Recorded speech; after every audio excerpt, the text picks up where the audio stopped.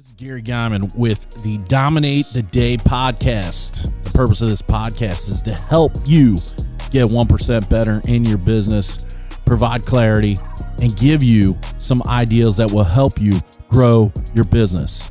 If you're ready to dominate the day, let's go. Dominate the day, that's what we're about to do.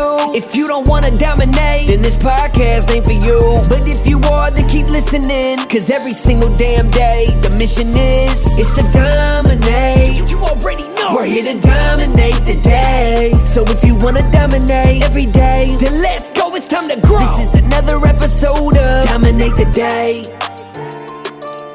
On Dominate Nation, it's Gary Geiman with DMN8 Partners. I'm here with the Dominate the Day podcast. Hopefully, you're ready to roll today and you're ready to dominate the day. As I've been doing the past couple of weeks, I'm sure you've realized this if you're watching. We switched up our formats and you're not just hearing my boring ass 5 days a week. Now I'm bringing on some friends a couple days a week to get their insights, find out how they're dominating in their business, and maybe provide some tips to you to help you do just that, because that's what we're here to do. We're here to help you dominate the day. So today I have an individual that I met in a mastermind that we were in together, and this guy is first of all, if you're watching this on video on YouTube, you can tell the dude loves some cigars, so we're instant friends. I haven't talked to him about his either love for tequila or bourbon, but I mean, if a dude smokes a cigar, there's got to be one of those. So we're probably brothers from another mother and just don't know it. But today, I have James King Baskin. I'm going to introduce him right now, and then I'll get in his bio in just a second. But James, welcome to the show, my man. Hey, thank you for having me on, Gary. So, James is in a space that I love. James is in the telemarketing space. He runs Outsource Kings, which is a contractor lead follow-up and appointment setting company that helps assist busy contractors and busy owners. He operates out of both Colombia and the Philippines. I'm sure he does that so he can get overseas and get some of that good tobacco.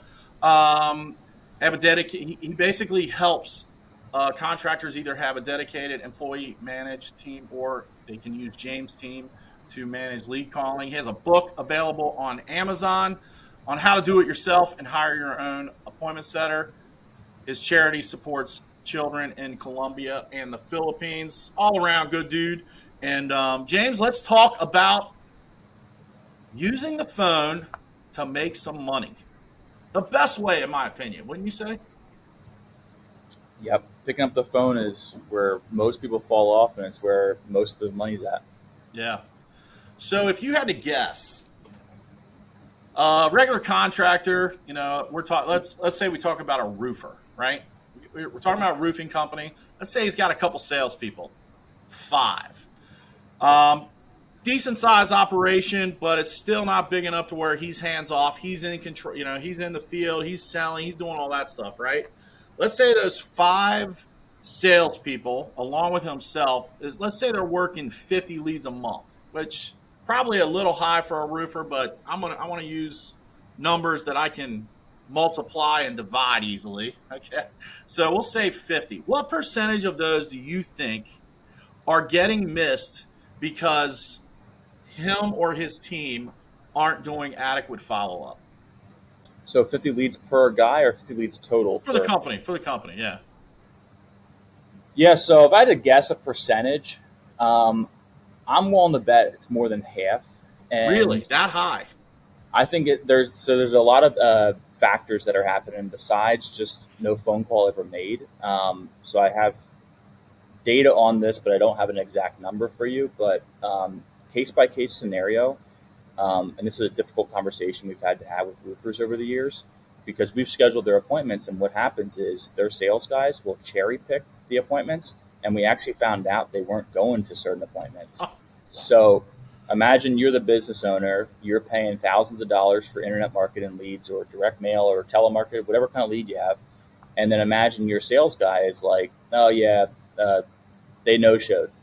Meanwhile, you've got me, the telemarketing company that's doing the lead calling, appointment setting, and then we do confirmation calls. And we started having people calling back that were saying, "Hey, you guys confirmed my appointment. No one ever showed up." And then they started going to the Facebook page saying, "Hey, no one ever came to my house, but they called me."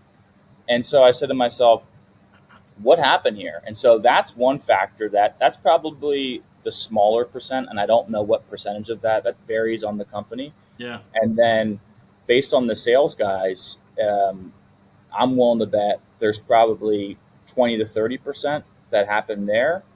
And then the other 10 to 20% is sales guys not going to appointments and then not following up on people that they did meet with, right? They say the fortune's in the follow up. Everyone always thinks of, well, the lead got generated, that's the follow up. Well, what about after you see the person and the little old lady says, "Hey, I'm waiting on the insurance check. I'm meeting with 5 other roofers." Well, what we found out was most of the roofers, they would put it in their pipeline quoted and they never followed up with that person. And so that would probably be responsible for even more than 10%. So and now obviously there's always leads that are not going to be interested and not going to be good and stuff like that. Sure. But I'm willing to bet it's around 35 to 50% total that encompass salespeople not showing up. Never called back to people that said, "Hey, can you follow up with me next week?" They never followed up with that person, or they never even called the lead. Yeah. And a lot of marketers do audits on their clients, and they just find millions of dollars of missed sales. And so that's kind of where I'm arriving at that number. Yeah. I mean, dude, you think about, cost of a roof, and if a roofing company has a 50, let's say they got a 30% close rate, 25% close rate, something like that. Five potential jobs at a minimum that they're leaving on the $100,000 in revenue. Like, Yep. $10,000 to $15,000 for the roof, depending on what kind. Yeah. I mean, that could extrapolate easily to $1 million a year just because somebody isn't doing their job. And I was thinking it was going to be a big number. Didn't think it could potentially get to 7 figures. But I mean, if you're running that kind of operation, and just think about the companies that's even bigger, that number is probably even more incredible. And I get it. Like, when you're a single operator, you go out and you try to get everything that you can. You're being aggressive. You're doing that. But as you begin to expand your operation and you have other people that are touching leads, like, unless you have a series of checks in place and you're going back and inspecting that, like, you're not going to know. And that's where a company like yours comes in. We had a call with a guy out in Chicago, a roofer, and this was probably one of the more difficult calls. We were setting appointments. He was working with us and the marketer, and we informed him of all these jobs that were saying no one ever showed up. And he was like, "Well, this is a pretty crappy day." And I said, "Well, what's up?" He said, "I got to fire my best friend." And I said, wow. He said, "My best friend's not going to the appointments. I gave this guy a job. I gave him a shop to work with me. He complains about the stuff, says that he wants to be door knocking." And I didn't ask him this, but I started thinking about it. If that salesperson's on salary, what incentive do they have to work hard? Of course they want to door knock. They can hang out at McDonald's all day and be like, "Oh yeah, I set a couple appointments." You know what I mean? Yeah. Versus having to work an internet lead that's costing a couple $100 an appointment, and you're having to spend $7,000 plus advertising cost, with a marketer. Right. And it sucks because whenever we find that problem, I know for a fact that they're going to cancel my service. They're not going to just be like, "Oh, great, can you schedule more appointments for me that my salespeople won't show up on?" Right. They're not going to do that. Yeah. They're going to cancel with me. And so I'd rather just bring it to awareness now that that's happening with salespeople in the home services space. Yeah. So I'm gonna do a little bit different than I normally do. We usually talk about past history, stuff like that, but this is a really good conversation in terms of the opportunity that's left on the table, or we call it the opportunity cost, that kind of thing. But as an entrepreneur, like, there's a lot of lessons we learn throughout the journey, and obviously, opportunity cost is definitely one of them. What would you say in terms of you personally? What's the biggest lesson you've learned from being an entrepreneur? or the biggest takeaway from being an entrepreneur? Wow, that's a really good question. Biggest takeaway from being an entrepreneur: when things get hard, not to quit. When things get hard in your industry, whatever industry you're in, and if it's across the board, like it's a hard thing that everyone's dealing with, if you don't quit, you're going to be the one to go to, because all the people that were getting paid or getting rich when things were easy, they quit when things get hard. So when things get hard, not quitting and pushing forward, as much as it sucks, because when you quit, the story's over. The video game is unplugged from the system. But like, if you keep pushing, regardless of it's, how hard it is, you will win, and that there's more success when things get hard.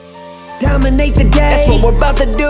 If you don't wanna dominate, then this podcast ain't for you. But if you are, then keep listening, cause every single damn day, the mission is to dominate. You already know, we're here to dominate the day. So if you wanna dominate every day, then let's go, it's time to grow. This is another episode of Dominate the Day.